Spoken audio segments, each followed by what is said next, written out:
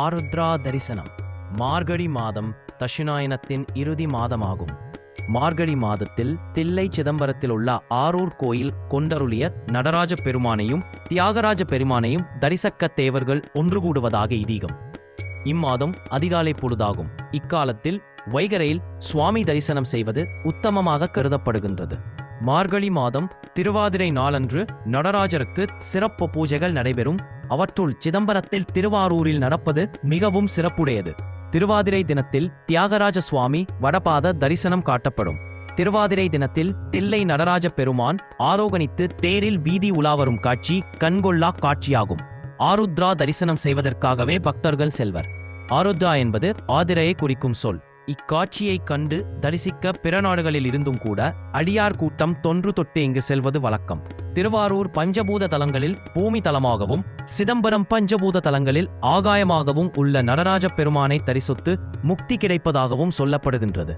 சைவர்களுக்கு மார்கழி மாதம் திருவாதிரை திருவெம்பாவை நோன்பினாலும் விநாயகர் சஷ்டி விரதத்தாலும் பெருமை பெறுகின்றது. சைவர்களுக்கு மட்டுமல்லாமல் வைஷ்ணவர்களுக்கும் இம்மாதம் சிறப்புக்குரியதாகும். சுவர்க்க வாயிலில் ஏகாதசி விரதம் இம்மாதிலேயே கடைபிடிக்கப்படுகின்றது. கண்ணன் கீதையில் மாதங்களில் நான் மார்கழி என்று கூறியுள்ளார்.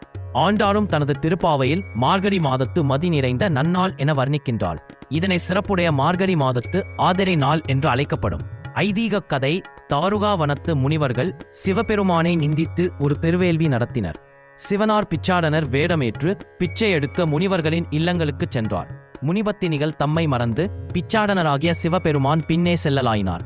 இதனால் வெகுண்ட முனிவர்கள் வேள்வித்தீரில் மத யானை, முயலகன், உடுக்கை மான், தீப்பிழம்பு என்பவற்றை தோற்றுவித்து சிவன் பால் ஏவினர்.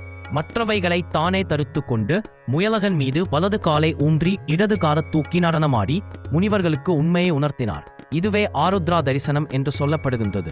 திருவாதிரை களி திருவாதிரை நாளில் உளுந்து மாவினால் செய்த களி நைவேத்தியமாகும் அனைவருக்கும் வழங்கப்படுகின்றது என இதனை தென் தமிழகத்தின் சொல்லவடையில் பதிவு செய்துள்ளனர். சேந்தனார் வரலாறு. சேந்தனார் ஓர் விறகு வெட்டி. அவர் சிதம்பரம் அருகே உள்ள ஓர் ஊரில் வாழ்ந்து வந்தார். அவர் சிறந்த சிவபக்தர். தினமும் ஒரு சிவனடியாருக்கு உணவளித்து பின்தான் உண்டு உணவருந்துவார். ஒரு நாள் அதிகமாக மழை பெய்து விறகுகள் ஈரமாயின. அதனால் அரிசி வாங்க காசு இல்லை. எனவே அன்று கேழ்வரகில் களி செய்து சிவனடியாரை எதிர்பார்த்திருந்தார். ஆனால் யாரும் தென்படவில்லை.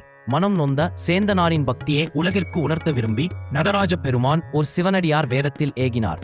சேந்தனார் அகமகிழ்ந்து களியை சிவனடியாருக்கு படைத்தார். சிவனடியார் களியை மிக விருப்பமுடன் உண்டதுமல்லா, எஞ்சியிருந்த களியையும் தனது அடுத்த வேளை உணவிற்கு தருமாறு வாங்கிச் சென்றார்.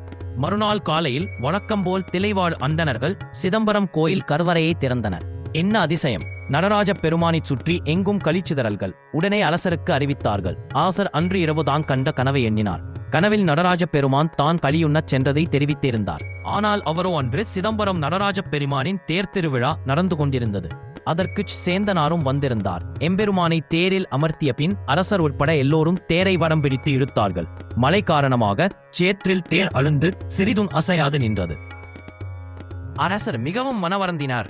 அப்போது அசரீரியாக சேந்தா நீ பல்லாண்டு பாடு என்று கேட்டது. சேந்தானாரோ ஒன்றும் அறியாத யான் எப்படி பாடுவென்று நடராஜ பெருமானை துதித்தார். எம்பெருமானும் அதற்கு அருள் புரிந்தார். சேந்தனார் இறைவன் அருளால் மன்னுகதில்லை வளர்க நம்பக்தர்கள் 13 பாடல்கள் இறைவனை வாழ்த்தி பாடினார். உடனே தேர் நகர்ந்தது. சேந்தனாரின் கால்களில் அரசரும் அந்தணர்களும் சிவனடியார்களும் வீழ்ந்து வணங்கினார்கள். அரசர் தாம் கண்ட கனவை சேந்தனாருக்கு தெரிவித்தார். சேந்தனார் அவர் வீட்டிற்கு களியுண்ண நடராஜ பெருமானே வந்தார் என்றதை அறிந்து மனமுருகினார். அன்றைய தினம் திருவாதிரை நாள் என்றும் இன்றும் ஆதிரை நாளில் நடராஜ பெருமானிற்கு களி படைக்கப்படுவதாக சொல்லப்படுகின்றது. நோன்பு நோக்கப்படும் முறை மார்கழி மாத திருவாதிரையை இறுதி நாளாக கொண்டு 10 திங்கள் திருவெம்பாவை நோன்பு நோக்கப்படும். சில சிவாலயங்களில் பகல் திருவிழாவும் 9ஆம் நாள் தேர் திருவிழாவும் அன்று பின் இரவு அதிகாலை வேளையில் நடராஜ பெருமானுக்கு விசேட அபிஷேக ஆராதனைகள் நடைபெற்று 10ஆம் நாள் சூரிய உதயத்தில் தரிசனம் நடக்கும். விரதத்தோ கடைப்பிடிப்போர் திருவாதிரை தினம் உபவாசம் இருந்து மறுநாள் பாரணம் செய்வர். ஞான சம்பந்த மூர்த்தி நாயனார் தமது தேவாரத்தில் ஆதிரை நாளை பின்வருமாறு சிறப்பித்துள்ளார். ஊர்திரை வேலை உலாவும் உயர்மலை கூர்த்தரு வேல்வல்லார் கோற்றங்கோல் சேரிதனில் கார்தரு சோலை கபாலீச்சரம் அமர்ந்தான் ஆதிரை நாள் காணாதே போதியார் பூம்பாவாய் திருநாவுக்கரசரும் திருவாதிரை விழாவின் சிறப்பினையும் அழகையும் பின்வருமாறு பாடியுள்ளார். முத்துவிதான மடிப்போர் கவரி முறையாலே பக்தர்களோடு பாவையர் சோழப் பலிப்பின்னே வித்தகக் கோல வெண்டலை மாலை விரதிகள் அத்தனார் ஊர் ஆதிரை நாளானது வண்ணம்